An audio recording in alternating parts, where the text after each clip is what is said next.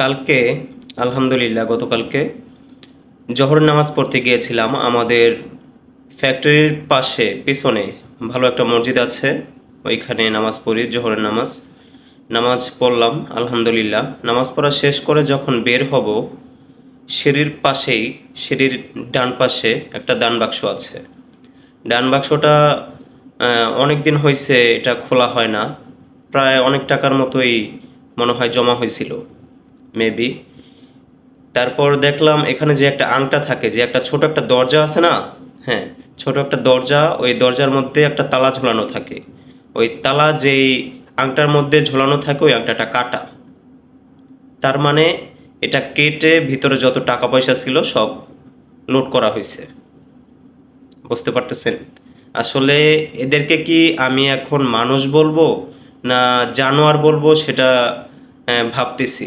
আসলে যদি দেখতে পারতাম তাহলে হয়তো বা জানোয়ার বলতে পারতাম, কিন্তু এখন তো দেখি নাই, তাহলে তো ওরা মানুষই হবে, তাই না?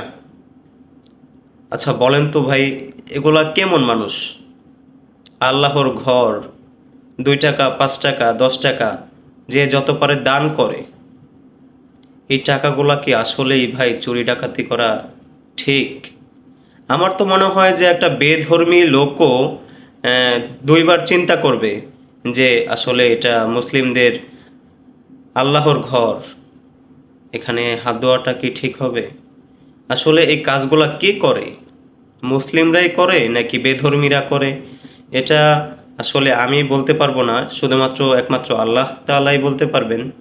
কিন্তু এদের মনে হয়, আমার যেটা মনে হয়, এদের আসলে মৃত্যুর ভয় এদের দেহের মধ্যে, দিলের মধ্যে নেই। তাহলে কি তারা এই ধরনের কাজ আজই করতে পারতো? একটা মসজিদের দান বাক্স থেকে চুরি করাটা আপনি কত বড় অপরাধ মনে করতেছেন? বুঝতেছেন যে এটা কত বড় অপরাধ?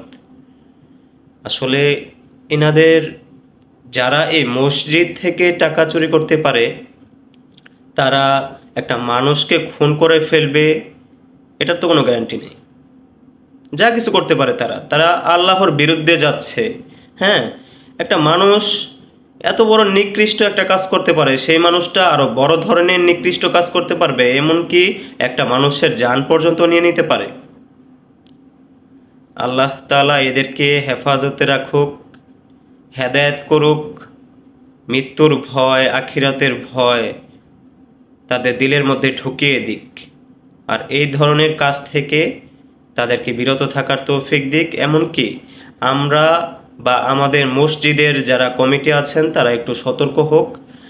আমার যেটা মনে হইতেছে, এখন থেকে প্রত্যেকটা দান বক্সের সামনে সিসি ক্যামেরা দিয়ে রাখা উচিত। আর এমনকি এই যেখানে এই দান বাক্সটা করা হবে, দান বাক্সটার দরজা, ছোট যে দরজাটা, ওইটা মসজিদের ভিতরে রাখার চেষ্টা করতে হবে। এমন সিস্টেম করা যেতে পারে যে দান বাক্সটা বাহিরে কিন্তু এটার দরজাটা ভিতরে লক করা থাকবে, এমন সিস্টেম করা উচিত আমার যেটা মনে হচ্ছে।